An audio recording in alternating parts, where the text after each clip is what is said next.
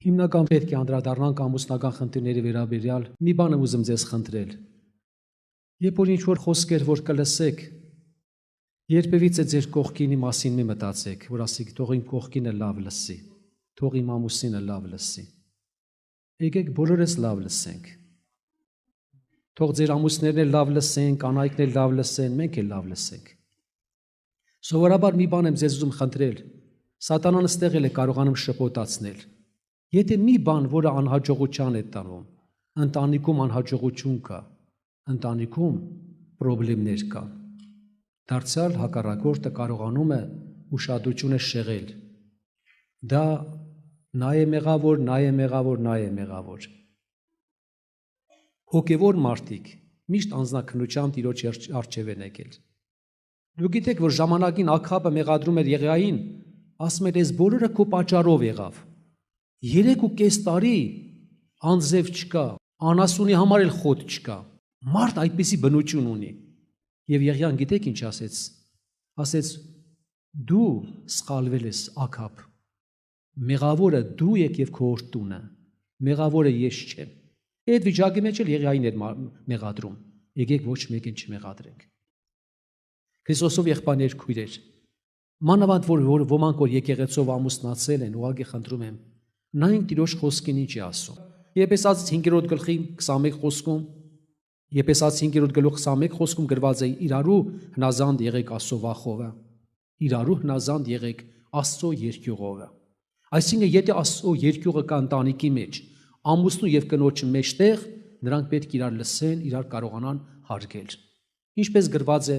ամուսինը պետք է սիրել կնոջը, ինչպես Քրիստոս սիրեց եկեղեցին։ Իսկ կնոջ կողմը գրված է որպես գլուխ, հարգել, պատվել եւ հնազանդվել։ Սա սովորեցնում է Սուրբ Գիրքը։ Եթե մենք կարողանանք ուշադրություն դարձնել Տիրոջ խոսքին, մենք հաջողություն կունենանք։ Եթե Տիրոջ խոսքը գեդինը չգցենք, այն որ մարգարեները մեզ համար մարգարացել են, առաքյալները խոսել են այսօր ընտանիքի մասին, այդ փոխադարձ սերը բերում է մեծ հաջողության այս ընտանիքում, որտեղ սեր կա, որտեղ միաբանություն կա, այնտեղ օրհնություն կա ընտանիքի եւ զավակների վրա եւ ունեցվածքի վրա։ Եթե միտեղ այդպես չի, եթե այն քույրերը, որոնք իրենց ամուսնունը չեն ընդունում որպես գլուխ, հետագայում կանգնելու են դժվարության առջև։ Դուք գիտեք, որ հին ուխտում էլ, երբ որ Հակոբը գնաց քեռու մոտ եւ ամուսնացավ, Ռաքելը առանց իր ամուսնու որպես գլուխ նարեց ծածուկ բան, գախտնի եւ մի անգամ գողացավ իր հոր կուրքերը եւ Հակոբին ոչինչ չասեց։ Հակոբը չիմանալով երտումք է բանարեց, ասեց, որի որ մոտ գտնես, այդ անձը պետք է մեռնի։ Դուք գիտեք, որ Ռաքելը երիտասարդ էր, երբ որ մահացավ։ Ասեց նա պետք է մեռնի։ Թեգուց ծածուկ մնաց, չգտավ կուրքերը, բայց իր մոտ էր։ Եղբայրներ քույրեր, այն ամուսին կանայք, որոնք որ ծածուկ են անում, առանց գլխի են անում, կանգնելու է մեծ դժվարության առջև Աստված չի օրհնել իրաց կյանքը։ Ինչ որ անում եք, արեք միաբանությամբ։ Արեք իրար հետ զրուցելով, խորտակցելով։ Արեք ինչ որ անում եք, սիրով արեք։ Իրար մի նեղացրեք։ Եթե ամուսին դու նեղացնում ես քո տիկնոջը, դու նեղացնում ես Տիրոջը։ Եթե կին նեղացնում ես քո գլխին, նեղացնում ես իր գլխին, որը Քրիստոսն է։ Այդպես է գրված։ Հիշում եմ այդպեսի մի դեպք, որ եղել է տարիներ առաջ, պատահական չէ, որ առաքյալը գրում է, որ թեգուզ ասում ամուսիններ, դուք առանց բարկության ձեր սուրբ ձեռքերը թող վերև բարձրանան, առանց բարկության։ Եվ խոհեմությունով իրար հետ բնակվեք, որպեսզի ձեր աղոթքին արգել չլինի։ Հնարավոր է շատ ընտանիքների մեջ արգել կա աղոթքին։ Աղոթքը չի լսվում, որտեղ իրար հետ խոհեմությամբ չեն ապրում, իրար նեղացնում են։ Երբ որ մի եղբայր թե աշխատանքի ժամին է, թե տան մեջ դրված ոնց ասած ներքևի հարգում, կինը չգիտեմ ինչ է լինում, թե աննազանդություն անում, լապատկա է օգտագործում։ Լապատկով խփում է կնոջը։ Հետո եղբայրները կանչում են իրան, որպեսզի վերջ-վերջով ինքը հաշվետվություն տա, ասում այ եղբայրներ ջան, ինչ եմ արել, տապակ կողմով եմ խփել։ Այսինքն դրա մեջ էլ ուզում իրան արտարացնել։ Հնարավոր է մի եղբայրն ասի, ինչ կա, ես ապտակում եմ, բռունցք չեմ օգտագործում։ Սուրբ Գիրքը արգելում է։ Եղբայրներ քույրեր, գավազան օգտագործումը գրված է միայն երեխայի համար է գրված։ Չի գրված կնոջ համար, մի տեղ այդպեսի տեղ չի գրված։ Կնոջ համար եւ մյուսի համար չի գրված։ Ես ինչի համար եմ ձեզ խնդրում, որովհետև դա շատ կարևոր է այսօր մեզ համար, որ վերջ-վերջով քույրերը հասկանան իրանց դերը, ինչպես պետք է իրանց ապրեն, որովհետև մենք անդրադառնում ենք, որ Տիմոթեոսի թղթում գրված այն մարդը, ինչպես գրված ասեցի, առանց բարկության, իսկ կանանց մասին գրված է վայելուչ հագուստով, ամոթխածությամբ, պաշկեշտությամբ եւ ոչ թե մեծածախս հանդեսներով, այլ բարի գործերով։ Այսինքն, եղբայրներ, քույրեր, ամոթխածությունը, խոնարհությունը, խոհեմությունը դա մեծ բան է։ Խոհեմ կինը իրոք որ ամենտեղ գովում է։ Խոհեմ կինը դա իրոք որ Աստծո առջև հաճելի է։ Կարտակին զարդ, որը դա մարդկանց ցույց տալու համար է, որը Աստծուն հաճելի չի դա, բայց կա ներքին մի զարտարանք, որը գրված Աստծո առջև խիստ պատվական է։ Ինչը նշանակում լինել պատվական, խիստ պատվական։ Այդ ներքին գեղեցկությունը դա խոնարհությունն է։ Այդ խոնարհությունը եւ խոհեմությունը դա մարդուց չեն ժառանգում, գրվածը Տերից է դա։ Տերից է, Աստծուց է, դա պարգև է։ Դրա համար եմ ասում, այն կանայք, որոնք ունեն այդ խոնարհությունը, դա Աստծուց մեծ շնորհք ու պարգև է։ Թող Աստված օգնի, որ այդ պարգևները շատանան մեր քույրերի մեջ, խոհեմությունը, համեստությունը, ամոթխածությունը։ Գրվածը միջ անգամ Սառան իր ամուսնուն Տեր էր կոչում, նա ամոթխած էր։ Այսօր գիտեք, անհավատ ընտանիքների մեջ էլ կա, իրոք որ կանայք շատ երկյուղած են, շատ զգուշ են։ Փորձեն մի հատ ձայնը բարձրացնել ամուսնու մոտ, այդպես բան հնարավոր չի։ Իսկ դեպքեր եղել են, գիտեք, միջ անգամ դեպքեր եղել են, հիմա էլ կան այդպես դեպքեր, որ ամուսինը շատ չար եղել, շատ ժանդաբարո եղել։ Իսկ կինը մի տեսակ սսկված, կուչ եկել սենյակի մեջ։ Երբ որ դարձի եկել ամուսինը, հակառակ սկսել է կինը չգնահատել, լեզու է սկսել դարձնել։ Եղել է նման դեպքեր, միջ անգամ ամուսինը ասել է, ես տեսնում եմ, որ դու չես գնահատում։ Ինչ ես ուզում, դառնամ նորից իմ կյանքին։ Երևի միգուցե այդ կյանքը քեզ դեռ չի տալիս, դառնամ իմ կյանքին։ Այն կյանքը ոնց ասած, որ գիշեր-ցերեկ քեզ հալածելու, նեղելու, ծեծելու։ Այսօր շատ կանայք, որոնք չեն գնահատում։ Ես մի բան եմ ուզում ձեզ խնդրել, եղբայրներ, քույրեր, կարևոր է սա։ Այդ միաբանությունը, սերտ միաբանությունը կարևոր է ընտանիքի օրհնության համար, երեխաների համար էլ։ Եթե դուք իրոք չեք կարողում իրար հարգել, սիրել, իրար պատվել, վերջ-վերջով իրար կարողանալ լսել, ինչպես մենք փորձենք մեր երեխաները մեզ լսել։ Ինչ որ սերմանում ենք, նա էլ պետք է լիքա։ Ինչ որ մենք անում ենք, մեր երեխաները նույնը պետք է անեն մեզ համար։ Կարողանանք իրոք որ իրար հետ նկատմամբ այդպես լավը լինել, որ Աստված օրհնի ընտանիքը։ Թող Աստված իր գործը կատարի մեր մեջ։ Ես խնդրում եմ ձեզ Տիրոջ սիրով, ուշադրություն դարձրեք իրոք որ ձեր հոգևոր կյանքին։ Ուշադրություն դարձրեք իրար նկատմամբ, թե ինչպես է կարողանում իրար հարգել, իրար տեղ տալ։ Վերջ-վերջով, եթե նայում են գրվածը դա որպես սուրբ ընտանիք է դա, եթե հարցեր կան, շուտ լուծեք այդ հարցերը, կարողացեք իրար ներել, կարողացեք ձեզ սխալ ընդունել, զղջացեք եւ կարողանաք ոնց որպես ընտանիքի մեջ Աստված փառավորվի։ Ժամանակները այնպես են, մեզ չեն սպասում։ Ես խնդրում եմ Տիրոջ սիրով, որպեսզի կարողանաք դրա վրա խիստ ուշադրություն դարձնել, ամուսին եւ կին։ Արդյոք դուք սրտով միաբան եք։ Արդյոք կարողանում եք միաբանությամբ Տիրոջ առջև աղոթք բերել։ Եթե կան դժվարություններ, խնդիրներ, անկեղծացեք Տիրոջ առջև։ Կարողացեք ճիշտ խոստովանություն անել։ Օրինակ դեպքեր կան, գիտեք, մի անգամ շատ քույրեր կան, որոնց իրանց ամուսինները թեկուզ հոգևոր են, բայց չունեն այդ վիճակը։ Նրանք չեն կեն համարձակվի գնան եղբայրներին պատմել, որ գոնե իրանց ամուսիններն օգնել, վախենում են։ Մտածում են, որ ավելի մեծ հալածանք կա իրանց գլխից։ Ոչ թե անհավատ ամուսնու կողմից, հավատացյալ ամուսնու կողմից։ Ավելի լավ կլինի ոչինչ։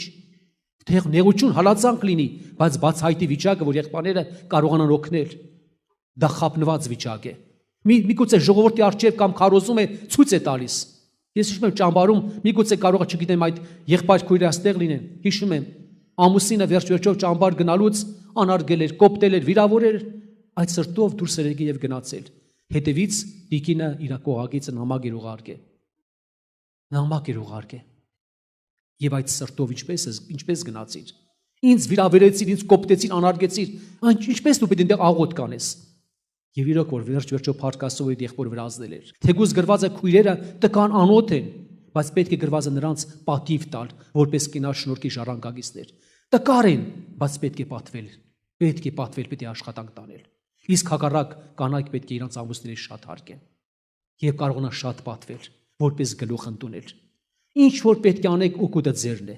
Օգուտը ձերն է, ձեր ընտանիքին է եւ Աստված կօրհնի ձեզ եւ ձեր ընտանիքը։ Խափնված չեք լինի։ Եղբայրներ, քույրեր, իմ աղաչանքն է ձեզ։ Մտերմության մեջ շատ հարցեր են լուծվում։ Շատ մտերմության մեջ ավելի կարևոր հարցեր կլուծվեն, եթե կա այդ մտերմությունը ձեր մեջ։ Կարողանաք իրար հետ հարազատանալ, իրար հետ կիսվել, կարողանաք իր սրտերը բացել իր առջև եւ շատ մեծ բժշկություններ կլինեն։ Բայց ինչքան ընտանիքներ կան, որ կին ամուսին թեկուզ մի տան մեջ են, բայց սրտով առանձին են։ Սրտով նրանք միասին չեն։ Երեխաներն էլ են նկատում, որ այդպես չեն։ Թող Աստված օրհնի ձեզ եղբայրներ, քույրեր, այս բոլոր բանի մեջ որպեսզի նորից եմ ասում, հասկանանք Տիրոջ կամքը, Տիրոջ օրհնությունը։ Իսկ ինչ վերաբերում է երիտասարդ կանանց մասին գրված է, որոնք որ ամուսնացած են, նոր են ամուսնացած, առաքյալը պատվիրում է Տիտոսի 2:5-ը։ Երիտասարդներ կանանց մասին գրված է խոհեմ լինեն, ողջախոհ, տնաշեն, բարեգործ, իրենց այրերուն հնազանդ։ Թող Աստված օգնի, մանավանդ խնդրում եմ, առանց տրտունջի։ Վերջերս անցյալ տարի Պավել եղբորը, որ եղանք Նիժնի Նովգորոդում, ամուսնացած քույրերի հետ էինք խոսում։ Որոշ բաներ խրատեցինք, ասեցինք, քույրեր, խնդրում ենք ձեզանից շատ բան մի պահանջեք ձեր ամուսներից։ Շատ մեծ բաներ մի պահանջեք։ Ինչ որ կա գնացեք, բավարարվեք։ Շատ դեպքերում պահանջում են, որը չկա։ Ուտելիք են պահանջում, որը չկա։ Հագնելիք են պահանջում, որը չկա։ Մի պահանջեք։ Եղածով բավարարվեք, Տիրոջը փառտվեք։ Մի տրտունջ ապրեք, որ Աստծո առջև հաճելի չի։ Այն քույրերը, որոնք որ խանգարում են իրանց ամուսներին, որոնք որ Աստծուն պետք է ծառային կամ ծառայում են, նորից եմ կրկնում, Աստված գիտի ինչպես անել, որ ձեր ամուսները շարունակեն իրանց ծառայությունը։ Այդ դեպքը պարտավոր եմ ձեզ պատմել։ Մեր Սերգ եղբայրն ասում է, Ռուսաստանում մի հատ քույրի կար։ Ամուսինը շատ հոյակապ ամուսին էր, նվիրված էր, երաշտության գործով եկեղեցուն շատ մեծ օգուտ էր տալիս, բայց կինը տրտնջացող էր, շատ տրտնջացող էր,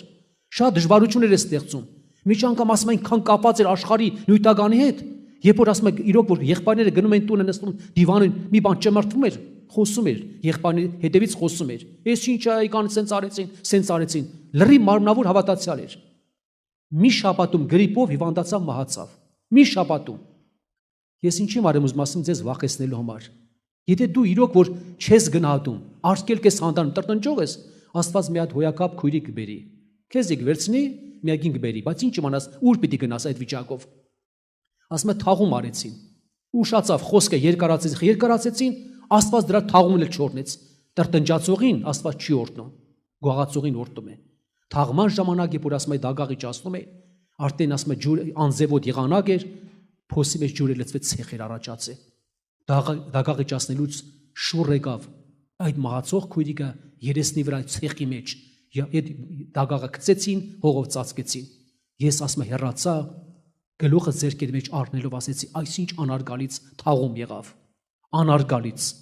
ոչ թե պատվով էր, այլ անարգալից էր։ Քրիստոսով եղբայրներ քույրեր, տրտնջի պատճառով անապատի մեջ հազարավոր մարդիկ ընկան։ Մի տրտնջացեք, մի մեղադրեք, մի դատեք, մի դենեք վերցեք։ Սա օգուտ չի բերի մեզ, ձեր ընտանիքին օգուտ չի բերի։ Բայց ուղղակի այսպեսի մի խնդրվածք էլ ունեմ, որը վերաբերում է ասենք երիտասարդներին, որոնք որ վերջով ասենք ամուսնացած չեն։ Ես Տիրոջ սիրով ձեզ խնդրում եմ։ Մանավանդ եղբայրներին եմ խնդրում, այն եղբայրներ, որոնք որ լուրջ հոգևորներ են։ Երբեք գեղեցկության մի խափնվեք։ Շատերը խափնվել են, բայց արդեն ուշ է։ Գեղեցկությունը դա խոհեմություն չէ։ Դուք միշտ փնտրեք այն քույրերին, որոնք որ իրանց ծնողներին լսող եւ հնազանդ են, որոնք հարգում են պատմում իրանց ծնողներին։ Եթե մեկ իր ծնողին չի հարգում, ընդհանրապես քեզ որպես ամուսին չի հարգի։ Իմ խնդրվածն է, որ դուք առաջնորդվեք Աստծո կողմից։ Սուրբ Հոգին ձեզ առաջնորդի։ Դուք իրավունք ունեք հետաքրքրվելու նրա հոգևոր կյանքի համար հովիվների ընտանիքներին։ Եթե հայրեր կամ մայրեր կան, որոնք հոգևոր են։ Իսկ ինչ վերաբերում է քույրերին, դուք էլ իրավունք ունեք նայել են եղբայրները, որոնք որ հոգևոր են։ Նման դեպքեր շատ են եղել։ Ամուսնացել են, պարզվել է, որ այդ եղբայրը ընդհանրապես հոգևոր անձնավորություն չի։ Մարմնավոր անձնավորություն է։ Կոպիտ, վերջ-վերջով անվայել իրան է պահում։ Միջ անգամ ես մի բան եմ ձեզ խնդրել, նման դեպքեր եղել ես էլ եմ նկատել։ Մենակ խոսելուց հոգևոր մարդիկ նկատում են նա հոգևորը թե չէ, նրա խոսելուց հասկացել են թե նա հոգևոր է թե ոչ, որպեսզի ձեզ համար տառապանք չլինի։ Իմ խնդրվածն է, ամեն բանի մեջ պետք է ունենաք առաջնորդություն։ Ինչ որ էլ խնդրես, ասա Տեր վերջում թող քո կամ կլինի։ Այսինքն ոչ թե միայն պետք է եղբայրները հոգս անեն, քույրերը պետք է հոգս տանեն Տիրոջ առջև այդ հոգսը տնեն։ Տեր Աստված բարի, դու գիտես իմ դժվարությունները, դու գիտես ամուսնական խնդիրը վերջ-վերջով Աստծո մոտ անկարելի բան չկա։ Օրինակ եղել է Ռուսաստանում, երբ որ տեսել է, որ եղբայրները պակաս են, դժվարություններ կան, եկեղեցին հոգս է արել։ Հոգս արել ամուսնական խնդիրը, որը տեսնես ինչքան քույրեր կա, որոնք ասենք չունալով հոգևոր վիճակ ամուսնանում են անավատի հետ եւ շատ դառ կյանքով վերջանում է։ Եվ գիտեք ինչ են արել, եկեղեցում ծոմ հայտարարել են, աղոթք են արել, ամուսնական խնդիրը Տիրոջ առաջ են բերել։ Կար ժամանակ հետո եկեղեցում Տերը լեցրել է երիտասարդ եղբայրներ, ապաշխարության է բերել եւ այդ հարցերը կարգավորվել են։ Վերջ-վերջով դա էլ է ընտանեկան հոգս է, ծնողի հոգս է դա։ Պապայի մոր հոգս է դա, որ իր երեխայի համար աղոթք անում, Տեր, երեխաս մեծացել, երեխաս չափահաս է դարձել։ Այս հարցը լուծի ուզողները շատացել են։ Նման խնդիրների մեջ Աստված գործել է։ Դա էլ հոգս է։ Ընտանիքի համար, ծնողների համար, երիտասարդ քույրի եւ եղբոր համար։ Դա որտեղ նորից եմ ասում, կյանքի խնդիր է, որ Աստված լուծի, որ այսօր մեր երիտասարդները չգնան մեղքին, չգնա լույսը խավարի հետ միանալու, որը վերջ-վերջով նորից եմ կրկնում դառնությամբ է վերջանում։ Մեր սուրբ քույրերը ընկնում են ծանր փորձության մեջ, իրանց ապագան խորտակվում է, որպեսզի այդպեսին ապագան չխորտակվի, եւ եղբայրությունը եւ եկեղեցին եւ ընտանիքները պետք է հոգս անեն։ Իմ խնդրվածն է դա։ Երկրորդը, որը վերաբերում է պաշտպանության սայլասը, դուք գիտեք, որ աշխարհ արդեն հələ շոկերը չկած արդեն մեր կանում են։ Անամոթ, ինչ տեսակ ասեք, իրոք որ դրա մեջ հաճույք են զգում։ Սատանան պիղծ ոգին մարդկանց այդ վիճակի է տանում։ Նրանց հակուսները, նրանց կիսամերգությունները։ Մեկ նայում ես մեզ ասում եք, ես աղջիկներից քիչ եմ շլվարանգնի վրայից։ Ինչ ժամանակ ենք ապրում։ Ես եղել եմ դեպք ասել եմ կգա ժամանակը։ Պաշկեշտ հոգևորների կդնեն ոնց ասած խանգարված մարդկանց տեղ։ Այդքան մեղքը պետք է կուրացնի։ Մարգարոյության մեջ գրված է, ինչքան գիտեմ, Երեմիա մարգարոյության մեջ գրված է, քո անիրավության պատճառով քո մերգությունը պետք է բացվի։ Քո գարշապարը պետք է բացվի։ Այդ բոլորը գալիս է մեղքի եւ պղծության պատճառով։ Որպես նորից եմ ասում անարգանք։ Իմ աղաչանքն է երիտասարդներ։ Ինչքան դեպքեր կա, ծնողները խոսում են, ասում են զավակս մաքուր հագիր, պարկեշտ հագիր, բանի տեղ չեն դնում։ Այսինքն դրանք գայտաղություններ են։ Այնպես չէ որ ամեն անգամ եղբայրները խոսեն, ընտանիքը խոսի, ամուսին բանը, հայր ու մայրը խոսեն։ Հազանվենք Տիրոջ խոսքին, ամեն ինչի մեջ պարկեշտություն։ Երիտասարդների մասին եւ բոլորի մասին է խոսքը։ Ինչքան դեպքեր եղել են ձեր կյանքում, որ ամենածանր քրիտիկական պահին, երբ որ կարճել եք Տիրոջը, հավատացել եք, աղաղակել եք Տիրոջը, Աստված իր փրկության եւ օրհնության դուռն է բացել։ Հարցերը լուծող Աստված է։ Ինչպեսի վիճակ կլինի, ծանր քրիտիկական վիճակ կլինի, հույսը դի Տիրոջ վրա, մի հուսահատվիր։ Տիրոջ նկատմամբ կասկած մի ունեցիր։ Մի թերհավատիր Տիրոջ բարության ողջության նկատմամբ, նա պատրաստ է քեզ օգնել։ Ամեն ծանր վիճակների մեջ հոգսեր կան, խնդիրներ կան, տանական, խնդիրներ կան։ Ոմանք ունեն անավատ ամուսներ, երեխաներ կան, որոնք դժվարության մեջ են, ընտանիքում հիվանդություններ կան, ներքին ստեղ հիվանդներ կան, որոնք ունեն դժվարություններ, հոգսեր կան այստեղ։ Ինչպես իրավիճակներ կան, ում ասենք։ Պետրոսն ասում է, որի երտանք, նա պատրաստ օգնել մեզ։ Եկեք բոլորս կարճենք, կողքինը չնայենք, նայենք Քրիստոսի վերքերին։ Տերը պատրաստ օգնել, բոլորիս էլ օգնելու։